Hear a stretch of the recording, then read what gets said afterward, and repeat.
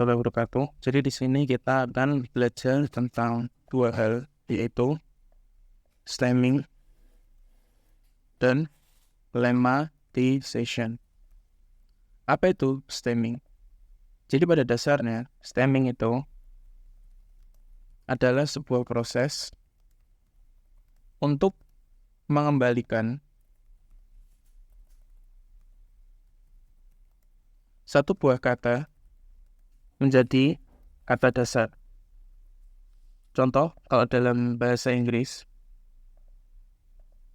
di sini kita ada running, kemudian ada run apple, kemudian mungkin ada runner. Semua ini akan dirubah menjadi run, kayak gitu. Kemudian mungkin kalau kata yang lainnya seperti kayak eating, atau eat apple, atau mungkin eated, itu semua bisa dikembalikan menjadi it. Sebetulnya lemmatization itu juga memiliki arti yang sama, yaitu mengembalikan kata menjadi kata dasarnya. Hanya saja apa sih yang membedakan antara lemmatization sama stemming? Dari beberapa resource yang aku pelajari, bedanya stemming dan lemmatization itu adalah dari segi return-nya dan fungsi cara kerja algoritmanya. Untuk stemming sendiri, dia lebih ke mendeteksi jika ada prefix atau suffix dari sebuah bahasa. Seperti kayak ing, iti, atau mungkin apple, dan seterusnya. Cuma kan ini dia memiliki kekurangan ya. Contoh, di sini kita akan mencoba untuk membuat ada finality. Nah, dia akan menjadi final sih. Bentar. Kekurangannya itu ketika dia ada di beberapa, seperti kayak kata contoh ada historical atau history atau historical, sorry pakai ini bukan iya. Itu dia kan di returnnya menjadi history pakai i. Jadi dia tidak memiliki adanya knowledge dari bahasa tersebut. Sedangkan kalau lemmatization dia memiliki knowledge dari bahasa tersebut, yaitu seperti historical akan menjadi history, yaitu menjadi sesuatu yang memiliki makna. Dan dia mungkin dia seperti kayak ada korpusnya kayak gitu antara hubungan satu dengan hubungan yang lainnya. Contoh kalau kita menggunakan past tense ya, contoh it, itu dia bisa kembalikan juga menjadi it. Sedangkan kalau stemming, ini lemmatization ya, maaf. Sedangkan kalau stemming, itu nggak bisa. It tidak bisa menjadi it. Kayak gitu. Dan untuk beberapa aplikasi yang kita bisa gunakan untuk stemming dan lemmatization, itu biasanya adalah untuk kasus-kasus yang low reasoning NLP task ya. Jadi kayak kita cuma perlu pola-pola aja dari kata-katanya yang ada. Kita nggak perlu sampai detail maknanya itu seperti apa.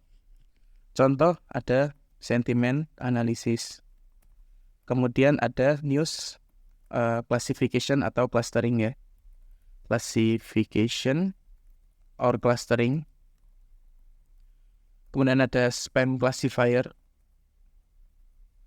Dan mungkin ada kasus-kasus yang ringan seperti kayak traditional chatbot. Semua ini itu bisa kita aplikasikan stemming dan lemmatization. Mungkin sekarang muncul pertanyaan, kan kita sudah belajar tentang stemming dan lemmatization. Emang kenapa toh harus dikembalikan ke base word-nya? Pada dasarnya untuk kasus-kasus yang low reasoning NLP task itu lebih mudah. Si kata-kata itu sudah bisa dikenali dengan pola kata dasarnya, tidak perlu dengan imbuhan untuk menegaskan beberapa hal. Nah, dari situ itu kita bisa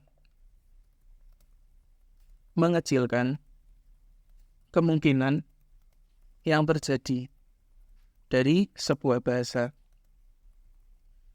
Jadi inputnya itu tidak terlalu sparse atau bermacam-macam.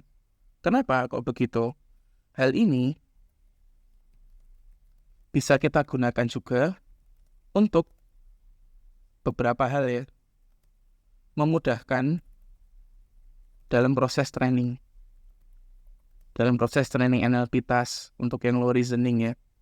Kenapa kok lebih mudah? Karena fitur-fiturnya lebih kecil atau kata yang di training itu jadi jauh lebih kecil.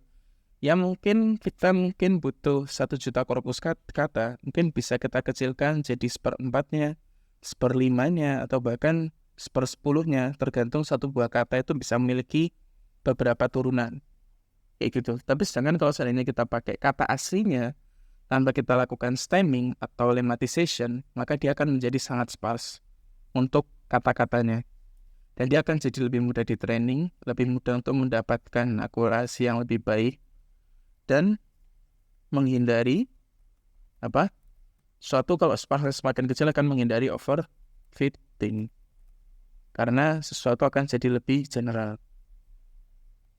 Dan yang ketiga, juga bisa digunakan untuk mempercepat sebuah proses model serving, atau model inference, atau model prediction. Kenapa kok bisa mempercepat? Namanya sebuah data yang tadinya kita butuh mungkin 1 juta vektor untuk 1 juta kata, bisa kita perkecil 1/10, 1/5, atau 1/4. Itu akan jadi jauh lebih ringan untuk memproses kata-katanya. Seperti itu. Walaupun mungkin kita convertkannya ke TF-IDF atau byte of word dan seterusnya, itu akan tetap jadi jauh lebih ringan. Seperti itu. Kemudian, kekurangannya apa sih stemming dan lemmatization? Kita kan dari tadi sudah bahas tentang pengertian, manfaat, dan kelebihan. Kekurangannya tentu menghilangkan makna inti, atau bukan makna inti ya, makna yang lebih dalam dari kata tersebut. Contoh, runner itu kan pelari, running, berlari, semuanya kan dirubah menjadi run, hanya lari aja. Jadi memang hanya diambil makna intinya aja. Maka itu ini kurang bagus untuk high reasoning NLP task. Apa sih bedanya low reasoning sama high reasoning NLP task? Nanti mungkin akan aku buatin video terpisah untuk itu. Tapi ini mungkin penjelasan sederhananya, low reasoning NLP task itu adalah sebuah tugas NLP untuk tugas-tugas yang hanya perlu pola-pola sederhana dari bahasa tersebut. Tapi kalau high reasoning NLP task itu butuh pemahaman yang sangat luar biasa tinggi terhadap konteks teks yang ada. Contohnya large language model dan set completion, kayak gitu. Saya rasa itu. Oh ya, terakhir mungkin untuk library sendiri, untuk yang implementasikan stemming dan lemmatization ada beberapa.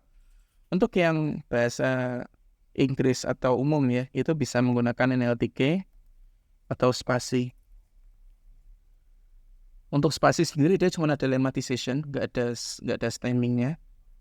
Dan kalau mau bahasa Indonesia bisa pakai sastrawi. Kayak gitu. Mungkin itu aja teman-teman. Kalau teman-teman tahu ada library yang lain atau kekurangan yang lain, atau mungkin manfaat lain yang bisa diberikan, share aja di kolom komentar. Mungkin itu aja dari saya. Assalamualaikum warahmatullahi wabarakatuh.